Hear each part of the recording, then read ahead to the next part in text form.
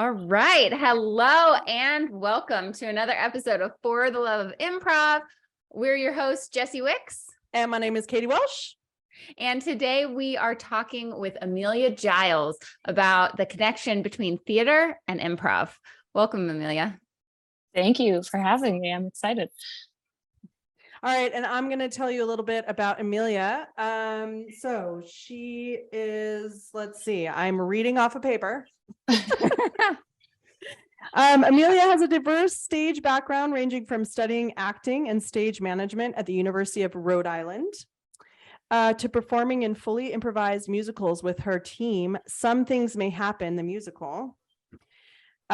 Being lucky enough to learn from many different instructors with a wide variety of disciplines means Amelia's performance and teaching have both developed a unique and personal point of view. She's excited to share that point of view and the joy of improv with all of those who wish to learn.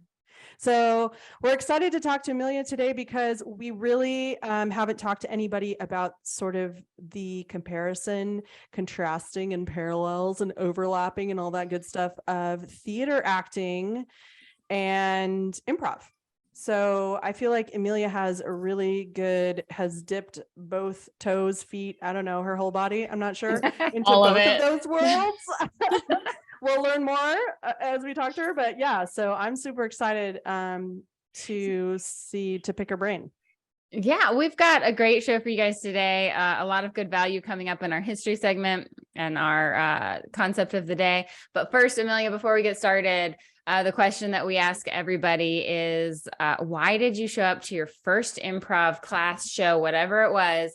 And then why did you come back for more?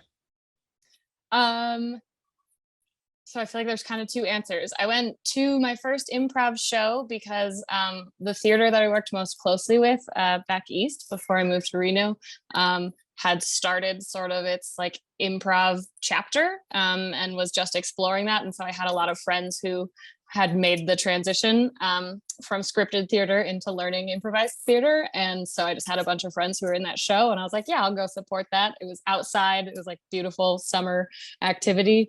And it looked like so much fun. But it did take me a while. The first class that I went to, I didn't have the normal like foray into this like, oh, improv, I want to try that. And like going to my first class and this like magical experience, I really had to get like dragged into it from fellow actors, scripted actors who were like, you really should do this. It's very helpful. And it took me a couple of times through level one to really get the bug and be like, oh, this is a thing I want to continue to study. So what was it about it that you were kind of like, I don't know? Being a scripted actor, like that's all I had ever done, and that's what I studied in school, and I really had thrown myself into that, and it felt like this I don't know, like sacred sort of thing where there's like a whole process and like, you know, you get to put your own feelings and meanings into the words, but the words are there for you. And as somebody who really relied so heavily on like script analysis to do my acting, it was terrifying, the idea to get up there and like not know what to say, right? Not have that handed to you. Yeah, totally. I think that's actually something that someone who has never done any kind of acting whatsoever coming into improv, it's completely different than someone who does have a background in acting because there is that comfort level that you've gotten used to of rehearsal and practice. And so it's actually, you have to kind of unlearn a little bit that expectation of just knowing the punchline, you know? Yeah. It's like backwards, the process, right? So like when you do scripted acting, you have the words and then you put the movement to it, and the two things together kind of create the emotion and like the drive for what's going to happen in the show. And then for improv, that motivation has to come first, and then what your body is doing and what your mouth is saying are a result of discovering that first. Yeah, wow. That's really well put. I like that because it's like, I'm trying to imagine, because I mean, I did some theater acting like back in high school and, you know, I was kind of a theater brat and did that thing, but I was actually terrified of forgetting my lines. And that really obvious. I mean, this was in high school, so whatever. It wasn't like, and it affected my performance, like, but it was like, it did. I mean, that was like, it was just so nerve wracking. But I can see, like, hearing you describe it, it's like, well, the opposite could be true as well. If you don't have that sort of crutch or, framework that's already there for you, then it does feel like a free fall. And that's scary too. So yeah, that's interesting. So let's just jump into some of these questions we have for you. So what would you say, I mean, once you caught the bug, as you said, of improv, well, I kind of want to know that story too. Like, how did that infection, to continue with the analogy, how did that all come about? And then also, like, once you were into it, like, were there things that you picked up from improv? Like, were your theater friends right the first time by saying, like, oh yeah, you got to take this because this is going to blow your acting skills away? Or I don't know, like, what did it do for you? Yeah, so for the first part, like I said, I took level 1 a couple of times. The first 2 times I took it, I didn't even complete the class. It just, like, it wasn't the right time for me. I was a full-time student and I was acting in scripted shows, and it just, like, felt like more stress on top of it.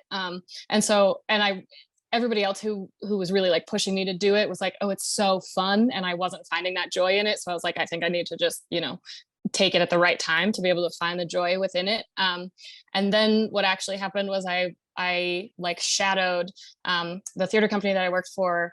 All of their theater components of a improvised show were improvised. So including sound and lighting. So we had, like, live music, and the lighting, the woman on the lighting board would, like, play around in real time and, like, affect the scene. And so I shadowed her up in the tech booth for a show. And my first, like, 4 or 5 improv shows, I was up in the tech booth. I was manipulating the lights. And that is, like, just as much of an offer as the verbal offers happening on stage. If a scene gets real dark and dim lit, like, that means something completely different than if it's, like, red and blue lighting or whatever.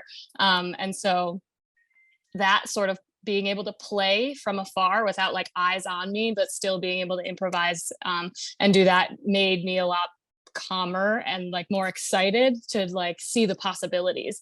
And so that was really the bug that got me, was, like, being able to watch it from afar and almost direct in a way, like, have this outside input. And then I got back into a level 1 with a completely new teacher.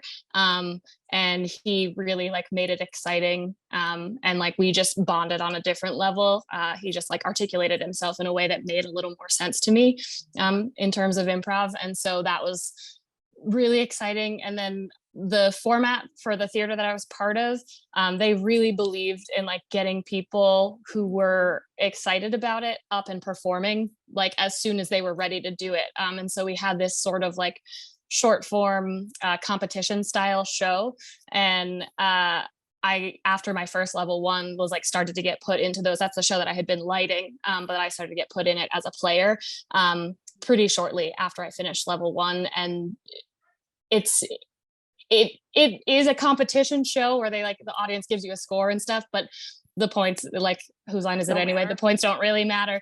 There is, like, a winner at the end, but the whole point is not, like, you're not improvising to win. Like, you don't want to be the best improviser. You're just doing it to have fun and give this, like, heightened sense of energy to the show. And so being involved in that and, like, having that first scene that you do in that type of show in front of an audience really hit and, like, get some genuine laughter that comes from this place where you're, like, you're just living in the moment and you're like, oh, I entertained folks with that. I feel like after that, there's no going back. Yeah, that's pretty exhilarating for a lot of people. Although Jess will tell you kind of her take on, I mean, she's kind of has her unique relationship with improv that doesn't necessarily have to do with the performance aspect of it, right, Jess? Yeah, that's true. I don't particularly love being in the spotlight. I loved playing just in practice. And I found that when I got up on stage and was performing for other people, it no longer became fun for me. So, I like to go to the jams and the stuff where it's like, okay, I've had a long day and I'm just kind of being in the moment and releasing energy. But I thought it was really interesting how you said like all of your friends were having this like experience of like falling in love immediately, and you didn't really have that. I don't know, maybe I want to relate it to like an ex-boyfriend. It's like you already had a relationship with theater in a different way, and so it's like, well, this is my love. This is what I love over here. And you kind of got maybe the boyfriend thing is maybe it's like two children, like you love this thing here. And it's hard to imagine that you could love something that's like in a completely different format, but it takes time to kind of build up. And I mean, would you say you love improv, or would you say that, acting is still your first love? Equal but separate. I really do love them both, for both the same and different reasons. Like I love performing in any sort of sense. But I like what I get out of both of them, but I get very different things from the performance of each. They're completely separate, or do you feel like improv has helped you in acting? Do you feel like improv has helped you become a better actor? They definitely play off of each other. I think my improv has made my scripted acting stronger, and I think my stage skills in my scripted acting made coming into improv in a comfortable way easier for me. Right. Yeah, a lot of people don't talk about that. A lot of people talk about how like improv can improve acting, but there's a lot of people who are doing improv who have never actually had formal acting training. And so sometimes you have to you teach them all this, you go through improv 101, and then it's like, wait, we need to back up. Like before we do shows, we need to back up and show you like these are some basic, acting things you need to know just to make the show work. So it's kind of that double-edged sword. It's like, well, the acting can hurt you a little bit. So sometimes it, it actually makes the performance when you do it easier. Yeah, definitely. So actually, our history segment is going to talk a little bit about that. But before we get to that, I do want to kind of dig in a little bit about like, what is it? Can you elaborate a little bit more about what is it that your acting, theater acting? I mean, we really haven't talked too much specifically about what your background is in terms of, I don't know, we've sort of brushed over that. So if you could talk a little bit about that, but also what is it that you feel your theater background brings to improv? Because like I said, I did acting back in high school. I feel like it doesn't really count. Like I should probably take another acting class. And I feel like I've heard other people say that they've taken an acting class and it's enhanced their improv. So can you tell us a little bit about your experience with that? Yeah.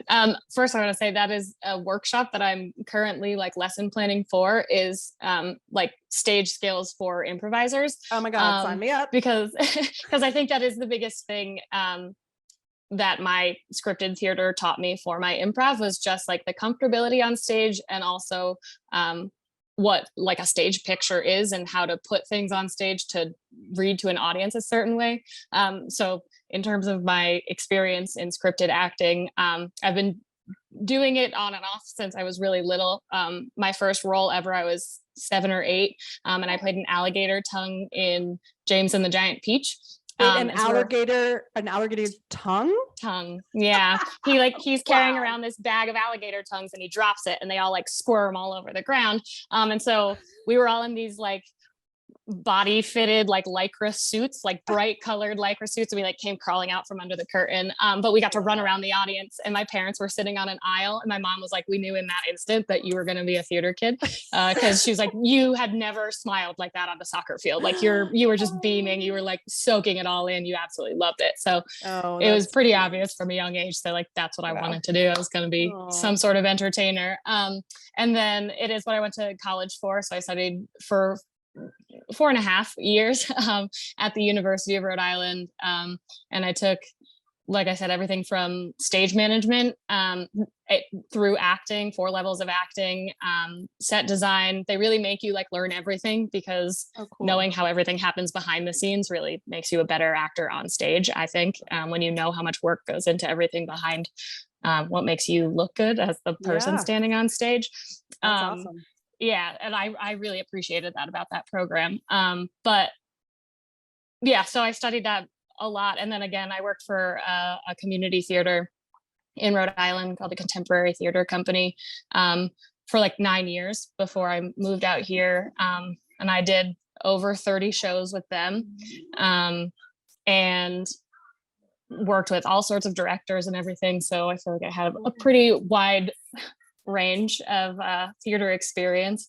And when I first started improvising, that's really what I fell back onto, were like just my basic level theater skills. So like, it's not some big fancy, like, oh, I studied acting and like all of this like character work and like physicality, like none of that fancy stuff is really the like thing that affected my improv. It was the basics at work. So like projecting, speaking loud enough, sustaining a character, like really understanding what character development means and understanding what it means to act like with an objective.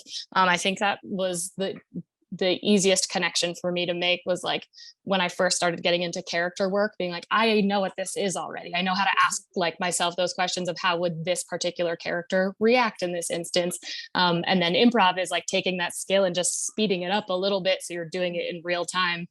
Yeah. And I feel like when you say objective in improv, a lot of times they call it point of view. Would you say that that's kind of like interchangeable? Yeah. Yeah. And it's just your motivation for what you're doing in the scene, like why you are saying the things you are saying, why you are treating the other people on stage the way you're treating them. So that was a lot of my theater work that I think came in handy. And then again, just the basics of like knowing how to move on stage, understanding that like if you stand, you know, further away from the audience, it gives them a different feeling than if you're right on the edge of the stage, right in their face, or movement on stage. So like the difference between timidly walking across the stage in taking, you know, 10 or 15 steps to make it 10 feet, as opposed to traversing those 10 feet in 3 steps, and how that feels differently. Having all that theater background, was there any frustration for you in the beginning acting with people that didn't necessarily have that, or improvising with people that didn't have that background? Was it a struggle?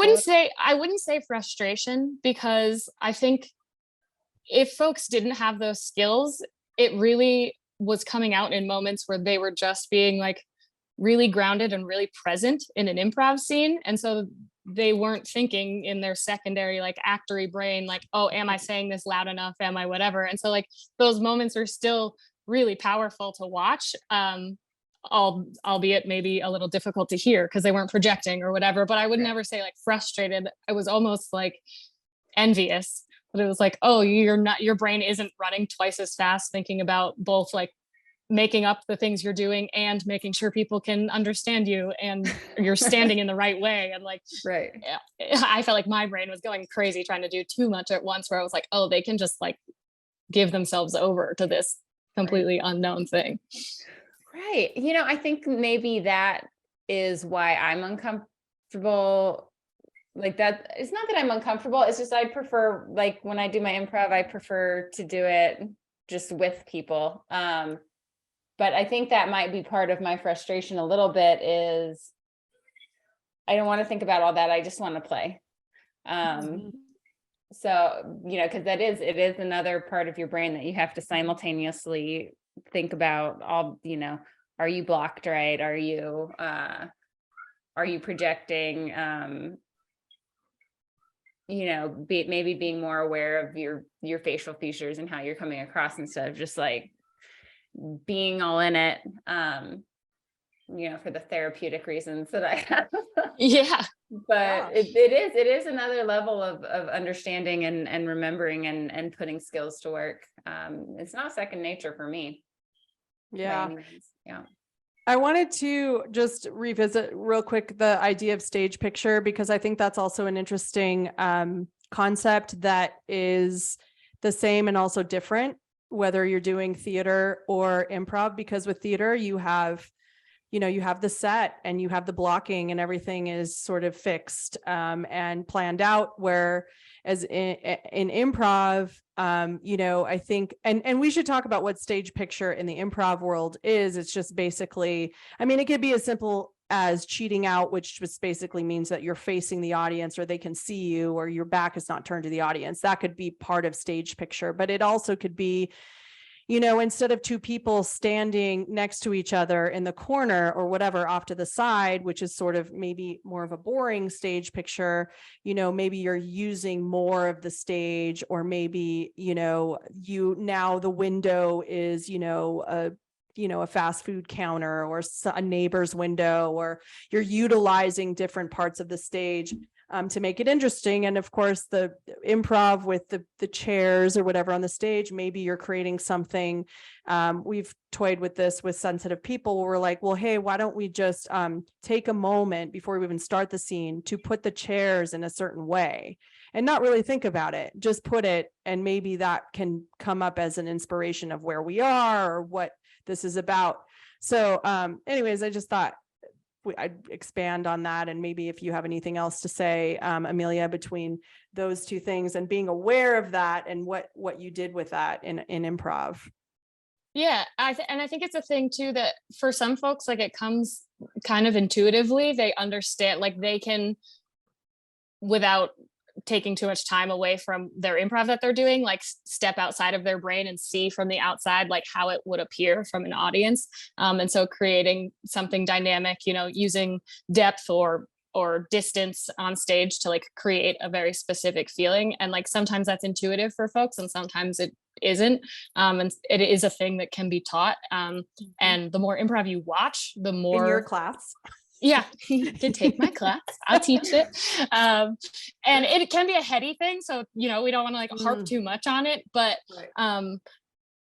mostly, especially in beginning improv, we just focus on not making a muddy picture. So, like, keeping it as simple as possible and as clean as possible so that everybody paying attention can pick up on the little things that you're adding to your environment and follow the story more easily. Because the second your audience has to start doing a bunch of mental gymnastics to keep up with what you're building, you lose people. They're going to check out. That's a great point. Yeah, totally. I love that. Yeah. All right. I think this is a good time to transition into our next segment, which is our history segment. And so I thought I would bring Rosowski in, and we've talked to about him before in other episodes, but I wanted to bring him back for two reasons. A, because he makes very bold statement. And have you taken workshop from Rosowski? I know Tim has, your husband. Yeah, Tim has. I have not. Because I was in that workshop with him. But Rosowski, and I don't know if you know that much about him, Amelia, but he does come out and say, he has a new book out, by the way. This is the second reason. So I guess I should say the second reason first. Does that then make it the first reason? What? That's an option. Anything's an option in improv. Whole face. So his new book, by the way, is called A Subversive's Guide to Improvisation, Moving Beyond Yes and, by David Rosowski. And one of the things that he sort of declares is that, and he has said this, and he said this in the workshop we did, was improvisers don't consider themselves actors. They need to study acting techniques. So I thought it would be fitting to bring him in, since we are talking to an actor from the theater, and who is also more than dabbled in improv. So yeah, I feel like we have talked about that already. Like, it's a good idea to take an acting class to improve your improv, and maybe vice versa, but we don't care about the vice versa because we're improvisers. No offense. So I wanted to move on to some of the other things he kind of bullet points in his book. So one of the things he talks about too, which I think would be interesting to talk to you about, Amelia, is he says, and I quote, improvisers have very little understanding, appreciation, or need for quality control or rehearsal. Elements that are imperative for successful scene work. So I think that's interesting because, I think a lot of people would say, well, how can you rehearse for improv? How can you have a rehearsal for improv? And what's the point? And even, obviously you're not going to do the same show. That would be cheating.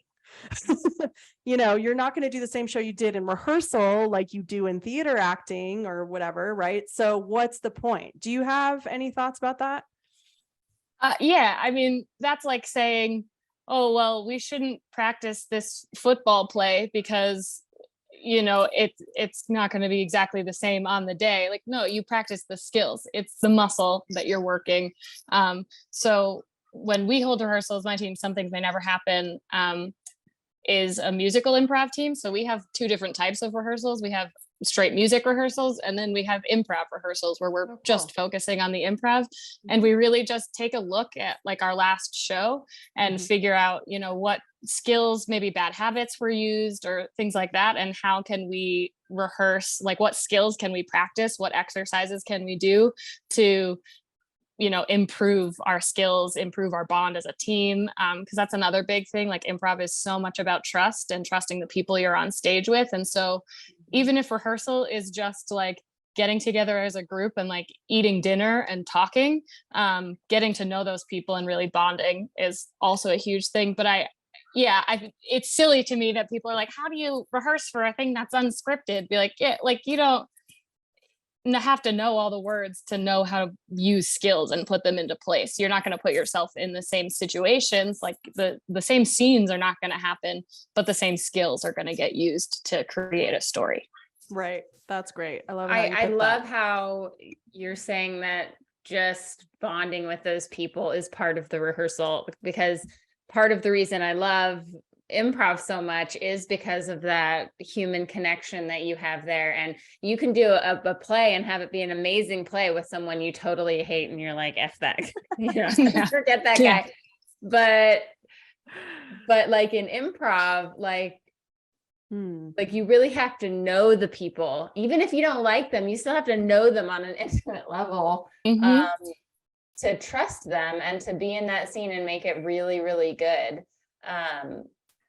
So, and if you in rehearsal are, or like you said, going out to dinner and you're practicing an improv, building a connection with people, and then you take that into a scripted play and you actually build that connection, think of how much better those words would be if you really took the time in a scripted play to become close with the people that you're on stage with. Just another way improv helps the world. Yeah, I agree. That's one of our big things is eye contact. Those moments where you panic on stage, whether it's improv or scripted, just to ground yourself, just making eye contact with the other person you're on stage with. And I think back to so many scripted shows I did where there were cast members that I would purposefully just be like, I am not going to look at you because I don't care to, or I'm scared to, or whatever it is. And just that idea of like, if we had just bonded enough as a cast to be able to like share in those moments of, a little bit of fear, a little bit of terror, a little bit of the unknown on stage, how much better the scripted work would be and how much more honest and grounded it would be. Yeah, I love that. And actually, like, circling back to Rosowski, who, by the way, I didn't do a very good intro of, David Rosowski, for those listeners out there who may not be familiar with him. He is pretty famous in the improv world, and he did 10 reviews at Chicago's Second City, performing with people like Steve Carell, Stephen Colbert, Amy Sedaris, Rachel Dratch, who those are all pretty well-known people. And then he was also the director of the Second City Hollywood for 10 years. So he's pretty well renowned in the improv world. He also, part of his experience was working in a theater group that went around touring prisons and some pretty violent prisons. And it reminded me just what you guys were talking about with sort of making those connections with people, whether it be theater actors or improvisers, because he has a quote here from his book about his experience working with inmates, where he says, "We convinced inmates to leave their egos, personalities, history, and prison dynamics outside of rehearsal. They became equals with no regard to rank, gang affiliation, or plan. The residencies allowed them to break out of the oppressive routines of their daily lives, and if only for a few hours, have an outlet for a long repressed feelings." So I feel like, of course, we're not prisoners, but sometimes, I mean, we're not going to compare ourselves to people in prison, but you know, I'm sure we all more metaphorically feel like prisoners of our lives or our routines or our problems. And I know Jess has already mentioned several times how, you know, just being able to take a couple of hours and playing with others and making connections is such a freeing and such a nice way to just like be human for a second without, you know, all these defenses and everything. And I just love that idea that, you know, I think that is such an improv philosophy, and maybe you can speak more about the theater. I mean, just think that, I mean, Jess and I have talked a lot about like improv is such, I mean, there's sort of a religious, or if you will, cult. I don't know what it is, but there is a philosophy behind it. There's a value system behind it. And I think that, for example, Reno Improv, where both Amelia and I perform, you know, they really try to cultivate that open community feeling of like, hey, everyone is welcome here. I think that goes not only so far with a performance, but also just connecting with people. And I'm wondering, because you're saying like, yeah, like when I was more of a beginning actor, I didn't want to connect with those people. Do you think that's something that came from improv, or was it more just something that as you did more theater, that just sort of developed? I mean, both at the same time, because I've continued doing theater the whole time that I've been studying improv as well. But I do think in recognizing the scenes that like I really connect with, or like when because you can just feel that like when you're watching improv happen, and like it's so good and surprising and funny and honest and real, like those moments, like the ones that make my brain light up, the ones that I try and like capture and hold on to, because then I can dissect them later and be like, why did that happen? What was it about that scene that made it this way? And really it all comes down to the amount of trust in a scene and the amount of trust between those two people to be building this completely unknown thing together. And so in recognizing that, like seeing that continue to come up in scenes that I really liked watching in improv, I definitely took that and was like, I need to apply that to my scripted acting, because like it's the same when you are watching live theater or a movie or whatever, those moments where you get completely lost in it, and you are believing everything honestly that's happening on screen or on stage or whatever. Everything else kind of fades away and you're really just immersed in this honest thing. Those moments come from the trust between the people on stage being able to like create this reality together, whether it's scripted or improvised. Mm-hmm. Yeah. And to be fair to scripted acting, I did a little bit of that too myself back in the day. And there's something, you know, we hold improv up on this pedestal as being all this stuff, but really it comes down to the humans that are involved there. When I was in my high school acting group, we were a very tight-knit group because we're all, you know, the weird kids in high school. And we were getting up on stage and being vulnerable together. And that's what and that can happen in scripted acting just as well as it can in improv. And it comes down to how well you connect with those people. I know it sounds like a broken record because I say this all the time, but really it's about that connection. And it does happen in scripted theater too. It's just, you can see it more in improv because everything's made up on the spot. It feels like that's more real, but that doesn't mean that those real moments aren't happening in scripted theater too. It doesn't mean that we don't have those bonds as well in scripted theater because we're still being vulnerable together. Jess, you want to do a couple more questions? Let's do a little check-in. Yeah, we have a little more time. We've got a couple more. You want to just hop into a game? Let's Sure. just hop into the game, get that done, and feels then right. we'll have time to chat after. All right, so the game today is called Actor Switch, and I'm just going to kind of read how it goes because I'm new to this one, but Amelia can give us her 2 cents because she's done it before. So we have 3 actors, 1, 2, 3. And we're each given a situation and a character from the audience. So we're going to have to be our own audience since we don't actually have one. We start a scene, and at some point during the scene, someone calls out switch. Any of us can call switch, and the 3 actors have to switch characters. That means we really have to listen to each other and be aware of the other, what the other characters are, so they can pick up another character at any moment. Also, not redo the same character that other people are doing. And the aim is to keep striving for a complete cohesive scene, no matter what the situation. So we're just going to be switching characters, hopefully make some strong, bold choices so that you can tell when we switch. Is that how you understand it, Amelia? Yeah, it's a slight variation on the version I've played, but yeah, that makes sense. What was your version? The version I've played is with 4 folks, and then they have one specific character each, and then when switch is called, they rotate through themselves. So like I would then play your character, Jess, and you would play Katie's, and Katie would play mine. Oh, I thought that's what we were doing. We're not doing that? This one, I think you're just playing a completely new character, right? I think we're given a character, and then when we call switch, you pick up somebody else's character. Oh, you do pick up somebody else's. Yeah. Okay. I misunderstood the way it was read. My bad.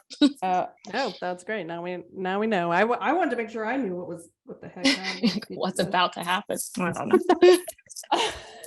All right. So let's see. Should we each give each other a character? Maybe. So like you give me a character, I give Amelia a character, Amelia gives you a character. Sure. Yeah. Let's do that. Should we do so- like an emotion? How should we make this easier? I always get nervous about suggestions. I get really very scared that I'm not going to have a cool suggestion. So I'm having some anxiety. How about we just right start now? a scene and we start playing whatever character comes to mind, and we just start a scene and then call switch. Okay. Yeah. Okay. So I don't have to overthink it then? No. Okay, good. It's why I love improv. Right. All right. Okay, should we get some sort of suggestion? I feel wrong. Maybe like a location that we all exist, and then we location. can pick a character. How about the bus within stop? Okay. Bus stop. Great. Oh my, look at the time.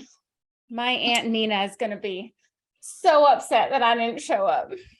Bus never runs on time. I just You guys have like a piece of gum I can chew on?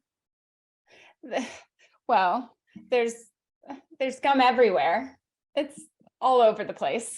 Pick one. Oh, cool.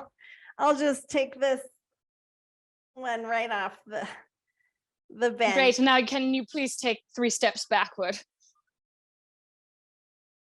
Thank you. Oh my goodness.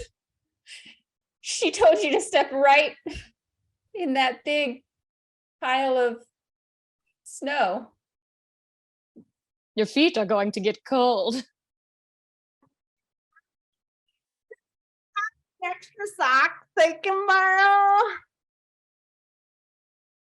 Switch. These socks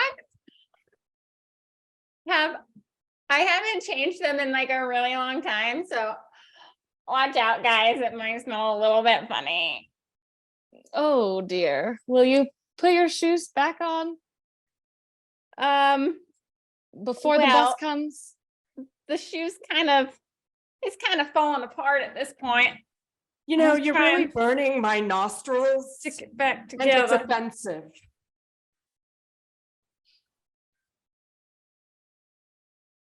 What?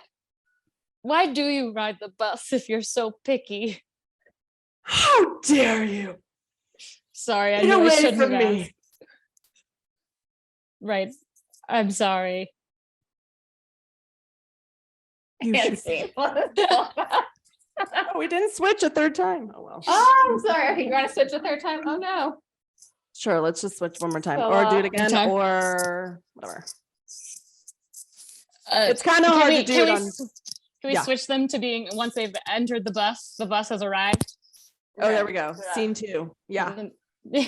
Okay. Oh, my microphone fell. Uh-oh. Okay.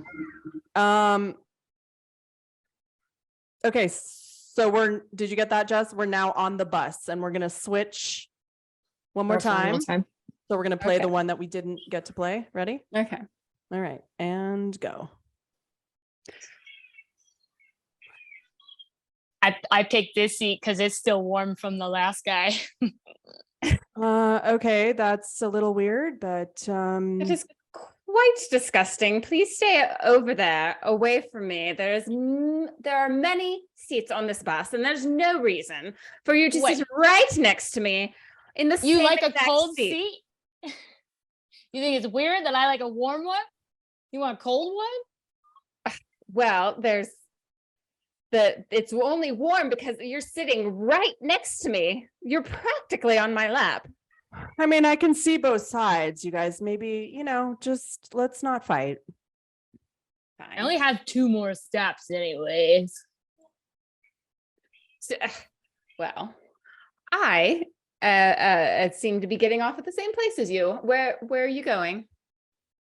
I'm going to Charles Street to the arcade. Oh, that's a nice arcade.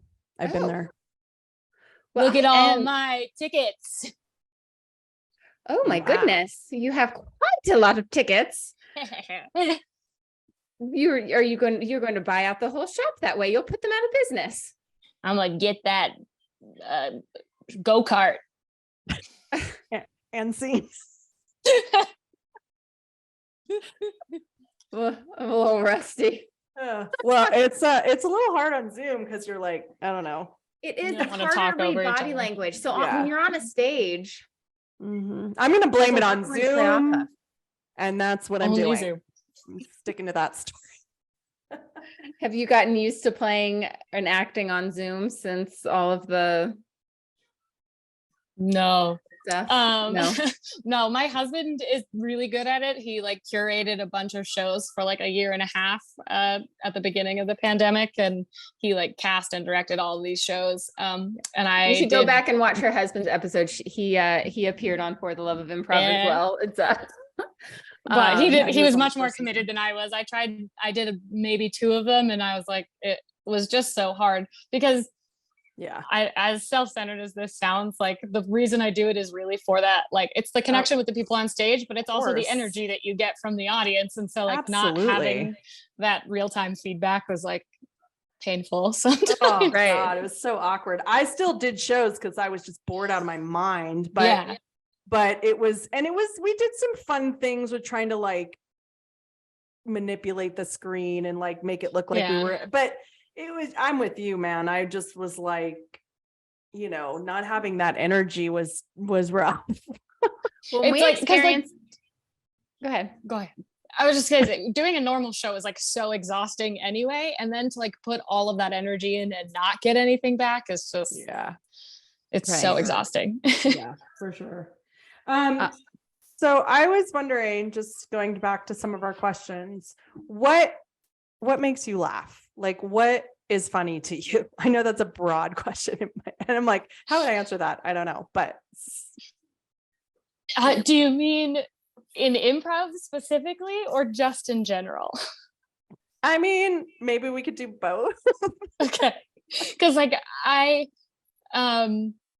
when I first started taking improv, I really like made a conscious effort to find joy in more things, to be entertained by more things, and to really try and like laugh more and like Cool. find levity in a lot. I was just at a point in my life where I was like stressed by a lot of things, and so I thought, if I can use these new improv skills that I have in a real life application, I think it would be to like find joy in these little like surprising moments of life or whatever. And so I really do try to laugh a lot. I don't have a like highbrow comedy persona at all. Like I think everything is funny. I think fart jokes are funny. I think bodily functions are funny. I think like people making little mistakes that they didn't mean to make are funny. In terms of improv, the things that really get me are those moments of just like complete surprise for everyone. We're like the player on stage, the people they're performing with, and the audience are all surprised and delighted by whatever came out of their mouth. It's those little things that like when you are like just being present and in the moment and letting things come to you, things come out of your mouth that your character means wholeheartedly, but you as a person would never say. And like those little moments of shock and like seeing that on another performer's face, like those are the things in improvs that just absolutely delight me. I wish they could happen all the time. Right. Well, I love too, like, and I'm still, working on letting go, but, just because, the whole yes and philosophy is that, if somebody gives you something that you were not, or a direction you were not intending to go, or even a character, they give you a character trait that you were not planning to have, or whatever, they give you a line that you have to respond to in a yes and kind of way. I mean, those can be kind of funny too. And I think sometimes you can see the actor being surprised at what's actually coming out of their mouths, because they're like, okay, well, I guess I have to yes and this. And usually sometimes it's not great, because you're like, I'm yes anding this, dead puppy situation or something. Yeah. Like that, and you're like, this doesn't feel good. But other times it's like, it's really fun, and I love that too. Then you just get puppy guardian angels and everything's fine. Yes, thank you. That will now be my go-to for dead puppy. Yeah, stuck in dead puppy land. Yeah, I think that I'm sorry, I lost it. Whatever was in my head, I lost it. It's okay. It happens. I was going there. It happens. You blank out. You ever had that where your mind just goes completely blank? Oh yeah. I love an improv show. You're like, crap, I was right there. Yeah, I was going to say, sometimes I'm even surprised by what comes out of my mouth, because I thought about it and it seemed like a natural response for me, but I didn't realize it was funny until after this, like, because it's like, sometimes it's the little details that you say. And this is actually something Tim taught in the class that he taught me. Tim is Amelia's husband. Go check out season 1, is just just like always be adding in like small details about everything. Just like be very specific, instead of saying, it was a red car, say it was a, 1997 cherry red Honda Civic, something like that, because those little details are what can be funny. And so sometimes you don't even realize that you're going to get that laugh, because to you, you're just, going through the motions of adding detail. But when you look at it from the big perspective of the audience, it's hilarious. Yeah. That makes me think of a question too, for you, Amelia, because, like, that's kind of like a rule, so to speak, in improv, right? To add detail, or a rule is, listening, or give and take, or, never say no, or never ask a question, and all these rules. And actually Rosowski is all about breaking those rules as well. He's like, you can do all that. You're an improviser. You can do whatever you want. So, but I'm curious because, I remember in level 2, like it breaking my brain and a little bit of my soul, because I was like, what? I have all these rules now. This was supposed to be this amazing free form of performance art, and now I'm doing it all wrong. Like that really actually triggered me. Because of whatever childhood trauma. But But like telling, that's like kind of what Jess was like saying. It's like, I came to improv because there were no rules and I could do what I wanted. And then all of a sudden it was like, oh, I'm doing it wrong. So I'm wondering, and then of course, as you go on, you realize, okay, you can break the rules and this and that. So is there something like that in theater acting where it's like, oh, you have to learn all these rules, and then as you get more experienced and stuff, you learn how to break them? I don't know. I don't think it's quite as prescriptive of like, in order to, like have a good scripted play, it should start with XYZ. I think it's almost the same for like in scripted theater, you can get away with being like, well, that's the writer's fault because they wrote that in. And so like, I'm told. Yeah. So like the questions you ask in improv are like, why this instance, why these people, why right now? And like, that's what makes a cohesive scene and like something people can follow and latch onto. And so I think those questions are still relevant in a scripted show. And if they're not given to you, then as an actor, like, yeah, discovering what those are. But also a lot of that work does fall on the writer of the show because they should be answering those questions. If it's a worthwhile play, those questions are already being asked and answered. Okay, cool. Let's move on real quick because we are getting close on time. We're going to get into our concept of the day. And this time I didn't really do something like a hard, we're going to teach you this term, but I wanted to talk about finding your individual improv style. And what I mean by that is not necessarily short form, long form narrative. I'm more like, are you like finding out, are you more comfortable in that grounded position? Do you tend towards being the silly one, or are you focused on emotions or character building, and kind of finding your fit within your troupe or within your group? So I guess for me, I really like asking that question of why is this important? So for me, I want to get to that relationship level. I'm more of that grounded character that wants to come up with, okay, this is the emotion behind the scene, and then somebody else can make the punchline. And I think I kind of found that by, the finding improv for me was like a soul searching type thing. I was trying to get out of my house, and it really was who I was. What would you, and Katie came from comedy. So how do you feel like you came about your comedic style, and what is it, Katie? Oh yeah. You talking to me? Yeah, I mean, I definitely did probably for a little bit, tried to be the ham and upstage everyone and, try to find the punchline. A lot of stand-up comics. I did some stand-up comedy before, and but I quickly learned that was not serving the scene. And then I just got a little lost, like I said, for a little while. I really messed up a lot. I broke all the rules, and I mean, I think a lot of people do when they first start, unless maybe you have some theater background and you're like, I don't know what I'm doing. Just kidding.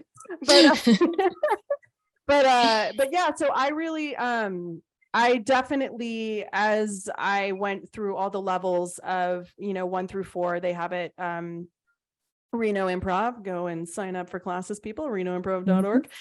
You can take one from Amelia, actually, and we'll talk to her about that in just a second.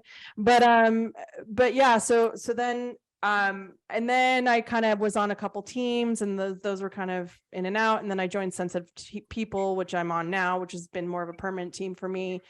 But what I noticed, because on Sensitive People, we kind of do 3 beats, and the first starts with grounded scenes, and then the second beat kind of goes to character-based scenes, and then the third is absurdity. So it kind of like, it's kind of this, it starts with grounded and then goes up and heightens. So I noticed that on the grounded scenes, as much as I have the best intentions, I find myself all of a sudden doing some weird voice.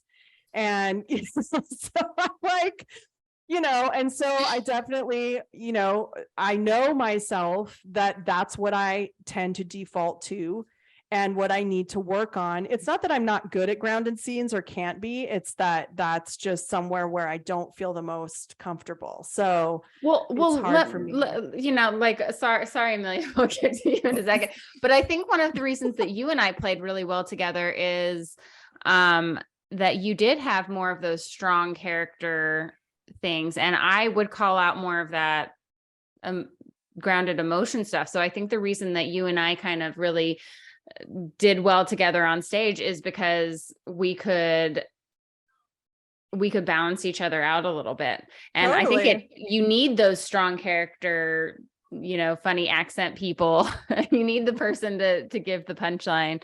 But it's hard to do that when, you don't have your style is the acting kind of set with other people around you. Right. And as a more of at the beginning, I was just running people over. Like I was doing no service to my scene partner because I was hamming it up too much. And I really had to learn how to listen better and try to be the more grounded ones every once in a while. I mean, Right. But anyways, Amelia, what's I don't even know what my improv style is. I think because the first team that I really rehearsed with regularly and then started doing shows with regularly was narrative based. A lot of my experimentation came within position play. So figuring out who the main characters of the story are, and then how can you play secondary and tertiary characters and still serve the story and move the story along. And then my improv philosophy, a lot of it is just what is the most supportive and interesting thing we can do to tell the next part of the story. Yeah. And I find you to be really supportive. I mean, I've played with you a little bit in short form and stuff, and you're a very supportive player but also add so much funny to the scenes and stuff. But can you just threw out all these terms, and we do kind of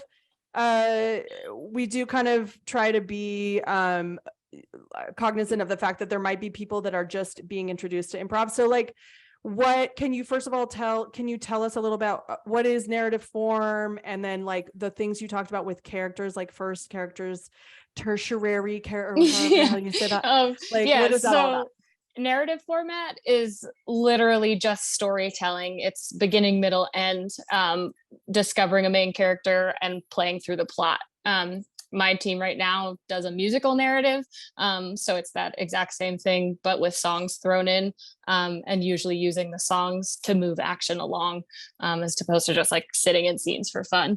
And then I mentioned position play, which just means if you have somebody in a scene who is playing high status, there are multiple different options of who you can come on and play opposite them, but how do they fit sort of into the ranking? Are you going to play somebody, if this person's already high status, are you going to come in and try and play somebody above them? Or is it easier or more fun or whatever to come in and play somebody below them and then watch the position play change? I then have the person who was playing low status all of a sudden somehow gain high status in that scene. And then main characters of a narrative just being the protagonist and the antagonist really are the first and secondary characters. And then tertiary, just meaning third, are those folks who come in and that you'll probably see once, maybe twice. If say you're watching a movie, it's that really smart neighbor who has the exact right thing to say in that moment. And then you never see that neighbor ever again, but they did move the story along in a supportive way. Yeah. Right. That's narrative to me. And I haven't done a whole lot of narrative, but it is, I feel, two thoughts. First, I think it's so again, going back to my fear of not saying my lines or whatever, narrative is that for me, because I have to remember what happened 2 seconds ago, or even, who's what, names, all these details that's very scary for me. But I feel like that's such in a way too, it's like such a good, almost like a really good marriage between theater and improv, because it does have sort of a more fixed storyline and characters. Now and I'm sorry, I've been meaning to go to your guys's musical, and I've heard it's amazing. But do you guys play the same characters every time? No. Okay. No, we've played around with lots of different ways to like inspire our story, but basically like all we know going into it is it's going to be a narrative. It's going to be a story with a beginning, a middle, and an end. And then sometimes from the audience, we simply get like the name of the play and we move forward and we do that. Sometimes we get a genre to play within. So we've done like Westerns and pirates and all sorts of stuff like that. Just figuring out new and different ways to like switch things up for ourselves, so that, like I said, you don't want to go out and do the same show every time. You don't want to get stuck in habits or ruts or whatever. So just trying new things. That's so fun. Yeah. Anybody who is in Reno, you guys should definitely check out that show. What's it called again? Because I always mess up the title. So I'm going to have you say it. Some Things May Never Happen in Improvised Musical. Yeah. And when do you guys have another show? Do you know? We are typically the last Saturday of every month. So we are this coming Saturday. Oh, hello. February 25th, I think. Sure. I think it's the 25th. I think you're right. Cool. And before we kind of wrap this up, I do want to ask you, because I know you just started teaching your first improv class, and you're teaching level 1 right now. So, and apparently there are how many? It's like all dudes or something? Yeah, there are 14 men in my class. I love it. And so can you tell us a little bit about that and like how it's going and what you're learning? And yeah, it's really exciting. So I have like taught improv before. I've done workshops. I've worked with children, but I've never taught like a curriculum based like 8-week improv class before. Okay. So this is my first one, and I was so nervous because I love improv so much, and I don't want to ruin it for anyone. Yeah, and like I didn't have the world's best start to improv. So like I know that not having a great level 1 can like kind of set your course for you. And, oh my God, already the fact that you're even thinking that is already, you're going to be amazing. Yeah, so I was just so nervous. I'm like, I want everybody, because I really truly believe that all it takes to be able to do improv is the want to do improv, whether you want to perform or just use it for life skills or whatever it is. Like as long as the drive to do it, to like get up and just try it is there, you can do improv. You can learn the skills, you can bond with folks and do it. And so that like terror and fear that you're like, to instill that to people, because it is a really scary thing and it is really hard, and it is a lot of like brain work when you're first starting, when you start with zero knowledge or expectations of like what's about to happen.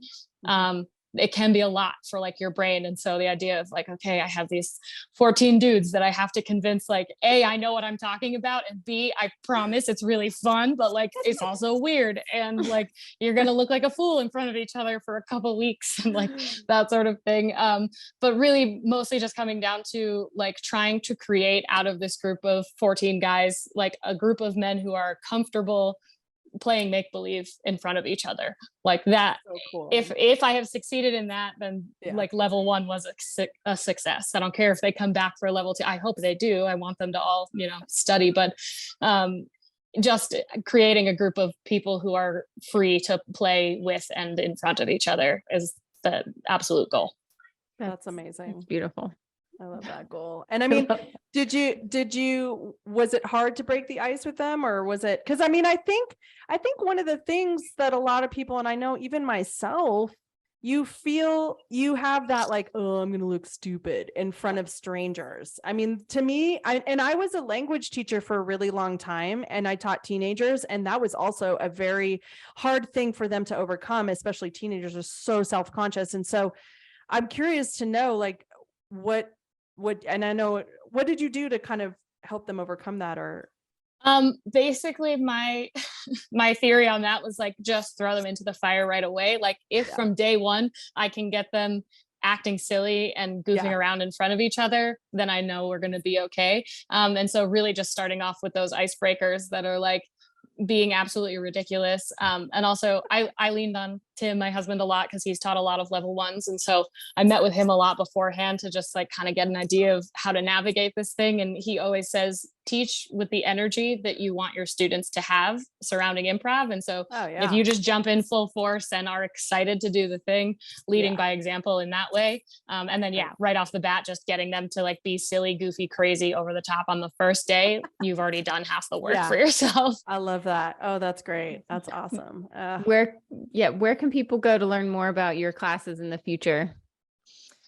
So renoimprov.org will have all the information for upcoming classes. A new level 1 at Reno Improv is about to start. It'll be on Tuesday nights from 6 to 8:30. And that will start March 21st. And you're will be the teaching first that one? class. And I am teaching that one. Yep. Cool. Awesome. Yeah. And where can people find you online? If you I want don't, them. I don't have really to. have like a Reno Improv posting. Like I just share all of the Reno Improv posts from Facebook and Instagram. That's my whole improv persona online. When is your, because doesn't each class have a showcase? Does your level 1 have a showcase that people could come to? Yes, it's going to be. We can put it in the show notes too. I want to say March 9th, but that might be our last class and then it's the next week. So Okay. Somewhere I can't between promise March 9th and March, whatever. yeah. Are there any, while 16th. we're plugging everything, is there any scripted shows you want to promo? Oh yeah. Oh about? yes. Yes, actually, I am in the Rocky Horror Show with a local theater company called Ghostlight Theater. We're performing both in Reno and in Carson. And so Ghostlight Theater on Facebook or Instagram will have all the dates and ticket links for that. Cool. Go ahead and That's put so those in our show fun. notes I too. can't wait to see that. Yes, Awesome. that opens March 10th is the first one. So coming up. Awesome.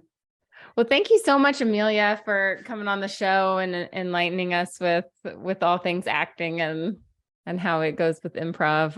It was a huge pleasure to have you on the show. Yeah. Thank you so much. Thanks guys for having me. It's been like a long going wish for me to be able to like talk about my melding of the two. So thank you very much for having me. Yeah, no, I'm so glad because I was like, oh my God, Amelia would be perfect. And we haven't talked about that topic. So yay, it worked out. All right. So you guys can go to fortheloveofimprov.com to see our show notes. You can also find us on YouTube and anywhere that you get your podcasts. Thank you guys for watching For the Love of Improv, or listening, watching, wherever you are. Yeah. Take care. We'll see you next time.